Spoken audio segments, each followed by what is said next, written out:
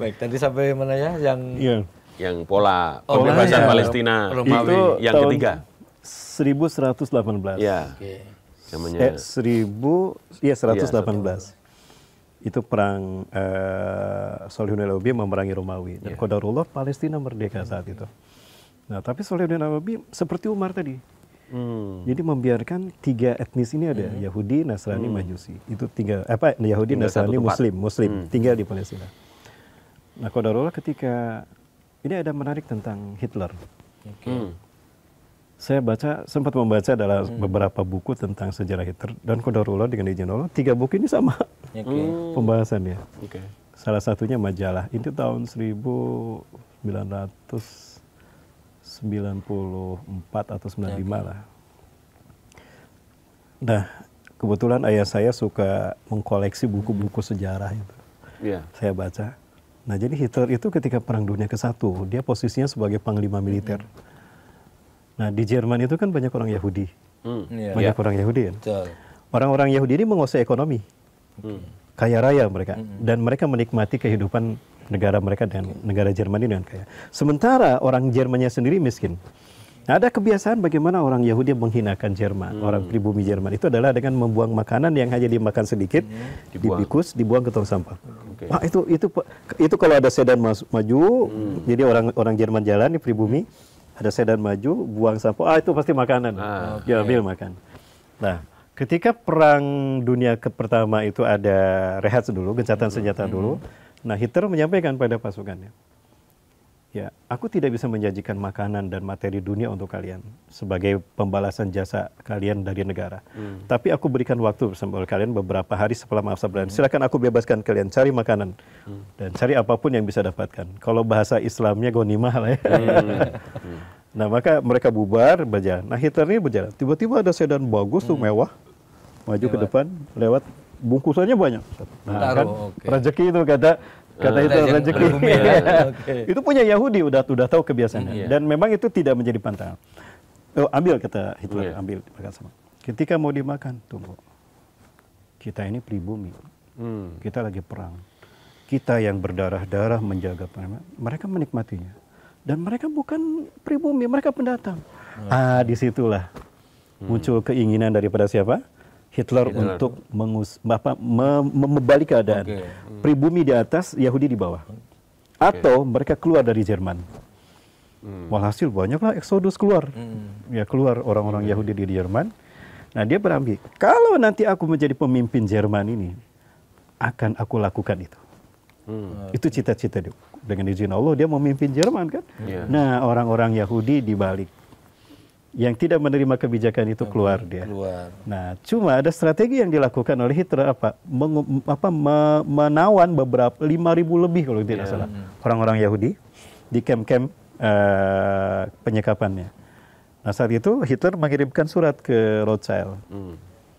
Ya, dinasti Rothschild di Bavaria. Saat itu kan Bavaria belum Jerman. Ya, masih di Jerman sendiri. Nah, aku menawan orang-orang Yahudi loh, bangsamu. Sekian orang. Tebus dia dengan sekian jumlah pound sterling lah.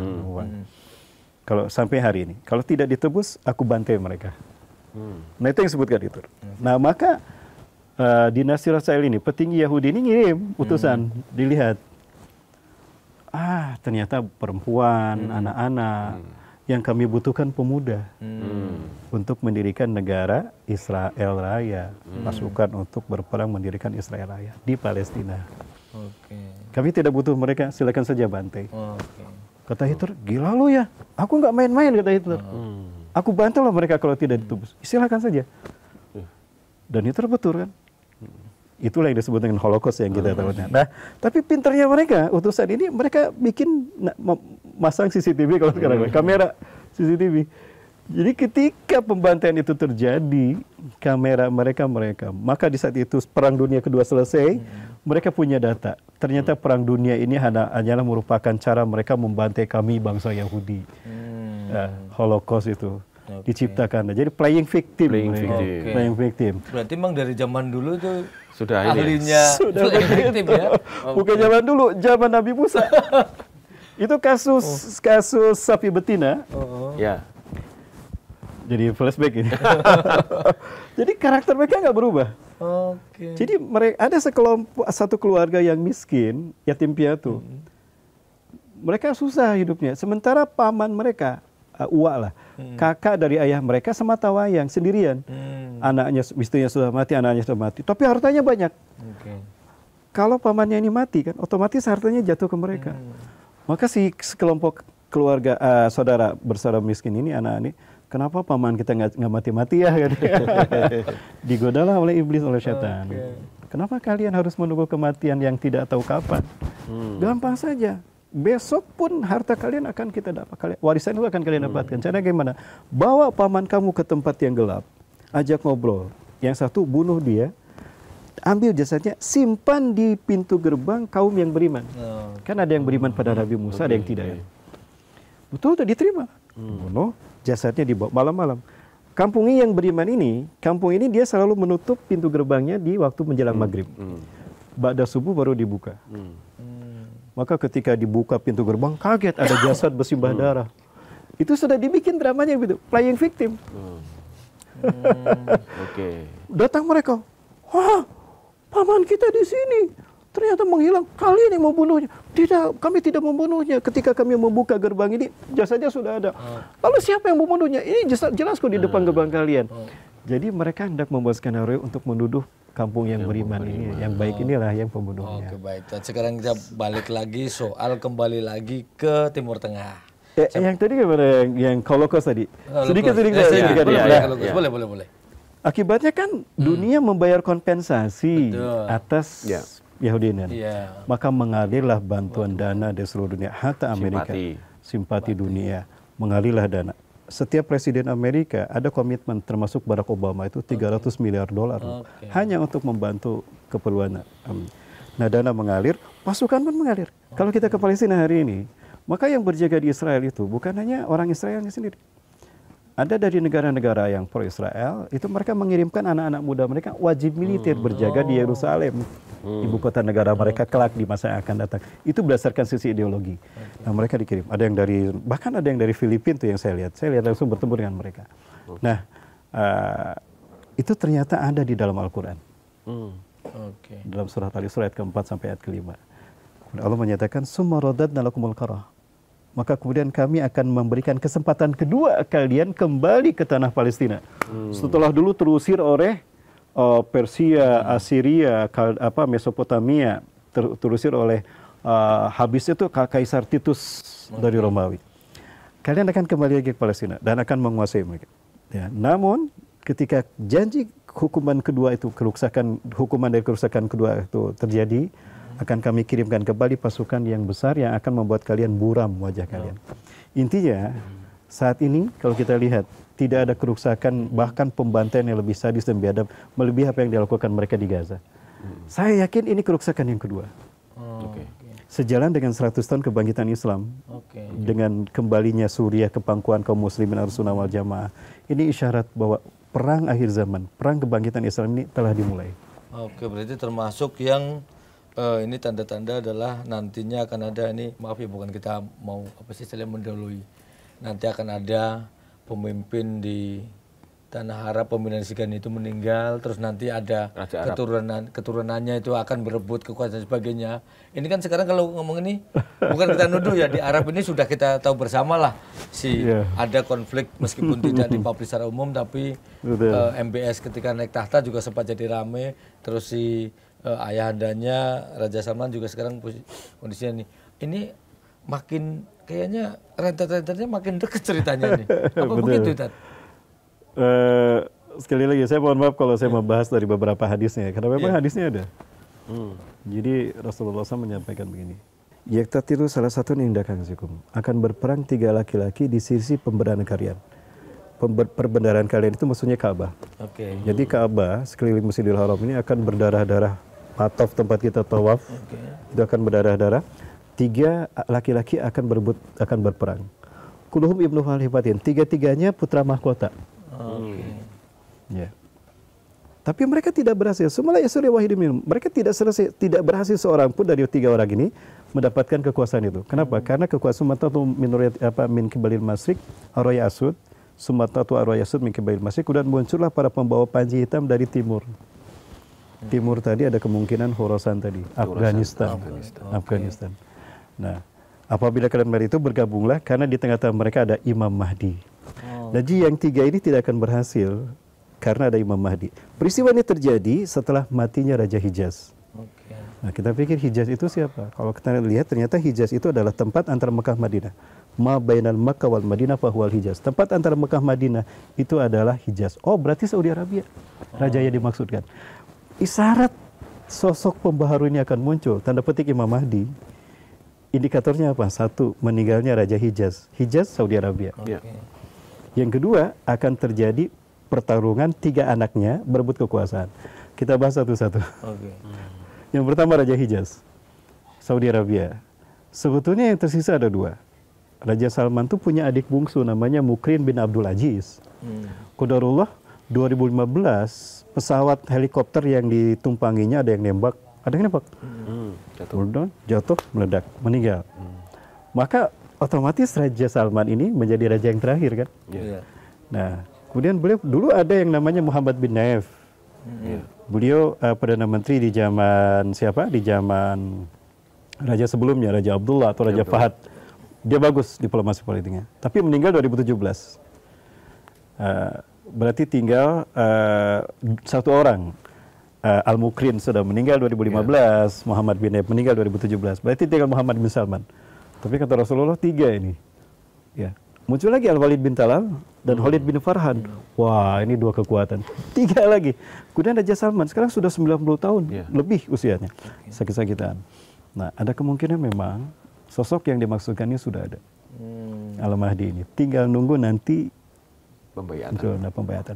Nah, konflik Gaza Palestina ini yang menjadi pemicu perang dunia, ini tentu tidak akan bisa diklaim dan diselesaikan oleh kekuatan negara-negara masing-masing. Apakah negara Iran, negara Syam, ataupun negara. Ya. Sentralisasi kekuatan yang muncul, siapa pemenangnya? Itu tadi, ketika sosok yang satu ini muncul. Pemersatu tadi. Ini dari sisi kita Islam hadis ini. Barangkali nanti akan sama ya. Imam Mahdinya ini barangkali dari sisi Nasrani adalah nanti si Yesus itu Yesus. Terus dari sisi apa tadi Yahudi. Ada Syiah juga banyaknya Al-Mahdi Al-Muntazar. Syiah terus Yahudi. Jangan-jangan dari semua ini hanya namanya yang beda-beda, tapi jangan-jangan satu itu ya sosoknya ya. Satu ya. Iya kan? Jangan-jangan gitu. Karena kalau ngeliat dari tadi runtutan cerita Ustaz juga, ini Palestina adalah jantungnya dunia. Siapa yang bisa menguasai di situ adalah nanti akan jadi pemenangnya. Dan ini adalah nanti di ujung dari kehidupan kita lah nanti perjalanan gitu. Tapi sementara di sana orang kalau di sini khususnya di Indonesia, saya nggak tahu di luar negeri ya, belum pernah hidup di luar negeri Pak. Di Indonesia ini selalu ngomong bahwa Palestina identik Islam. Ketika Israel ngebom Palestina, maka Israel ini lagi ngebunuh orang Islam kan gitu. Tapi kan beberapa yang teman-teman dari sana juga ketika baik di media maupun mereka-mereka statement, sebenarnya banyak juga yang non-Muslim ditembak, dibom, sebenarnya banyak kan. Artinya tidak benar soal semata-mata agama, karena apalagi tadi Ustaz juga menyampaikan ternyata ada yang tersembunyi. Artinya sebenarnya agama cuma kebetulan aja di situ mayoritas Muslim, tapi yang dibutuhin tuh itunya sumber daya alamnya kan gitu. Itu kalau dari sisi kita cerita tentang cerita nalar politiknya. Tapi kalau cerita runtutan dari histori ya memang panjang ya dua negara ini ya. Panjang sekali. Bahkan bertemunya peradaban dunia itu di sana di Palestina. Jadi akan diperlihatkan siapa yang terkuat sebetulnya. Jadi sekali lagi bahwa ini kan skenario dari Allah ya. Maka skenario ini sudah jelas nanti pemenangnya siapa. Pertanyaannya adalah kita sebagai seorang Muslim. Sekarang kalau kita lihat ternyata yang simpati bukan hanya kaum muslimin. Betul. Dunia semua. Betul, semuanya dunia. Betul. Nah, artinya bahwa Palestina, Gaza ini bukan tentang isu keagamaan, tapi ini isu kemanusiaan. Betul. Yang dibantai manusia. Terbukti kan orang Kristen juga dibom. Ada satu gereja yang saya lihat itu ramai kalau saya melewati kan di sana ada distrik Yahudi di Yerusalem itu ada distrik Yahudi, Nasrani, Muslim. Nah, distrik Nasrani ini kemarin itu dibantai juga, Pak. Gereja juga dibom. Kemudian orang-orang Kristennya disiksa. Kemudian ada distrik Yahudi Sephardim, itu pun disiksa juga mereka. Artinya bukan hanya menyerang Muslim. Jadi terkuak sebetulnya ada ambisi politik, ada ambisi ideologi, dan ada ambisi ekonomi. Bertemu jadi satu. Bertemu menjadi satu kepentingan. Nah, David Ben Gurion, dia ingin kanal itu ternyata biayanya mahal. Setuju memang Benyamin Netanyahu dengan membangun kanal Ben Gurion. Kalau Laut Merah itu kan kayak huruf Y gini. Ini ada Sinai kan, ini Sinai, ini ada Suez, ke bawah ini langsung ke Saudi Arabia dan ke Yaman. Nah, ada Teluk Aqabah. Kalau Suez kan di sini nih, Sinai. Ini Sinai di Suez. Ini menghubungkan Laut Tengah. Dengan adanya terusan Suez, maka orang dari pedagang kapal dari Laut Tengah tidak mesti keliling Afrika kan, langsung aja nyebrang sih, hanya beberapa hari saja atau minggu saja. Nah, tapi ini dikuasai Mesir dan ini selalu menjadi penyebab perang Mesir dengan Israel. 3 kali perang gara-gara terusan Suez. Nah, maka Israel pengen punya sendiri. David Ben Gurion pengen punya kanal sendiri.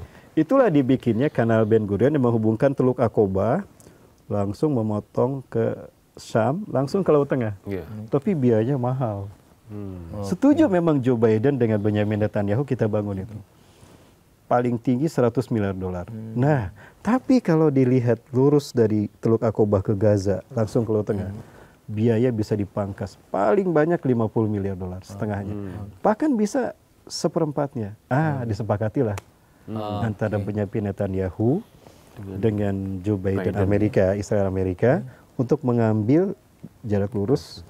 Nah, ini kan semuanya padang pasir. Gak ada kehidupan. Kehidupan cuma di Gaza. Dan itu di ujung. Di mana mereka akan membangun eksplorasi, mengambil minyak dan gas bumi itu tadi. Jadi mau tidak mau Gaza harus dibersihkan.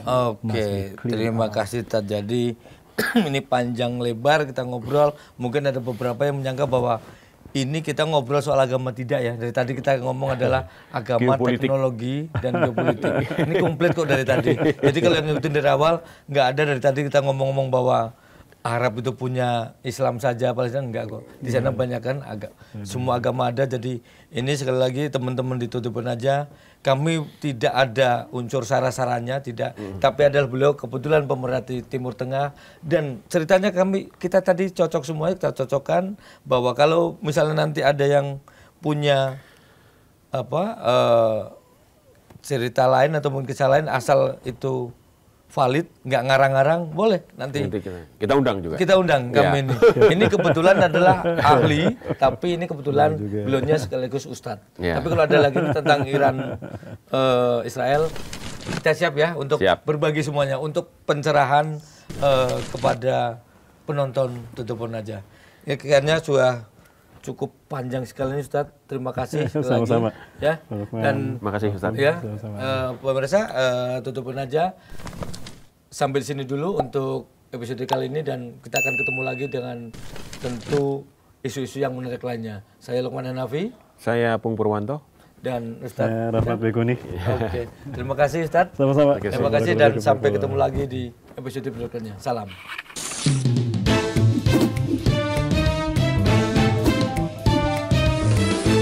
To the point aja.